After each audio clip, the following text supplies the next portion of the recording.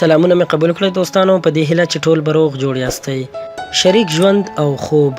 د شپې ښه او آرام خوب کولی شي چې په اسانۍ سره ستاسې د ورځې ستړیا او ستوماني لرې کړي. یوې تازه څېړنې موندلې چې د ویده کېدو سلوک او طریقه د میرمن او خاوند په ورځني ژوند او اړیکو اغیز کوي. هغوی چې په بستره کې د ګډ خوب په تخنیکونو بلد وي، هم به یې اړیکې ښې وي او هم به یې خوب پوره او آرام وي. آیا تاسو هم غواړئ چې پوه شئ چې میرمن او میړه څنګه سره ویده شي؟ نو دا ویډیو تر پایه وګورئ، تاسو ته ډېر مهم معلومات لرو. اول، خبرې پیل کړئ. کله چې په تخت بستره کې سم لاستئ، یو بل ته مخ واړوئ او خبرې وکړئ. هڅه وکړئ صمیمي او مثبتې خبرې وکړئ. تر هغې چې ویده شوي نه وئ، یو بل ته شا مه اړوئ. دویم، موبایل مه کاروئ. دا تېروتنه مه کوئ چې په بستره کې د خپلې ښځې یا خپل میړه په خوا کې په موبایل کې ګوتې وهئ. دا چاره په مقابل کس خورا ډېر منفي اغیز کوي.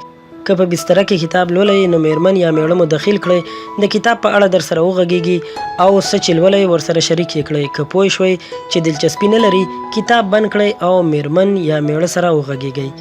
دریم، په بستره کې هیڅ مه خورئ. اصلا خو له خوبه مخکې سمدستي هیڅ خوړل پکار نه دي، خو بده یې لا دا چې په بستره کې د میړه یا ښځې ترڅنګ خوراک کوئ.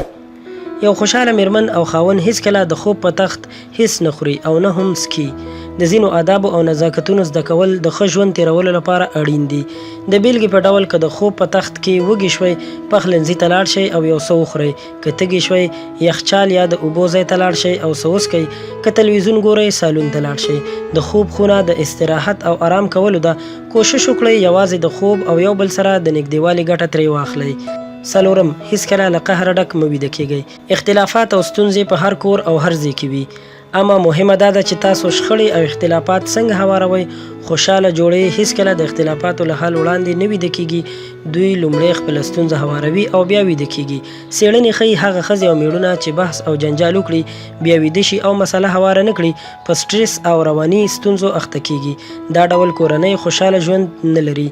دوستانو، مننه کوم چې ویډیو مې تر پایه وکتله. یوه یادونه باید وکړم، دا معلومات له هغو کورنیو راټول شوي چې ذکر شوي کارونه کوي او خوشحاله ژوند لري. که تاسو هم کومه ورته تجربه لرئ، نو مهرباني وکړئ موږ سره یې په کمنټس کې شریکه کړئ چې موږ ته هم ګټه ورسیږي. په دې هیله چې دا ویډیو به مو خوښه شوې وي. له نورو همدغسې په زړه پورې ویډیوګانو لپاره در سره زموږ چینل سبسکرایب کړئ، دا ویډیو لایک کړئ او زموږ د چینل نه خپل ملګرو سره هم شریکه کړئ. تر بلې ویډیو درنه اجازت غواړم. د الله په امان.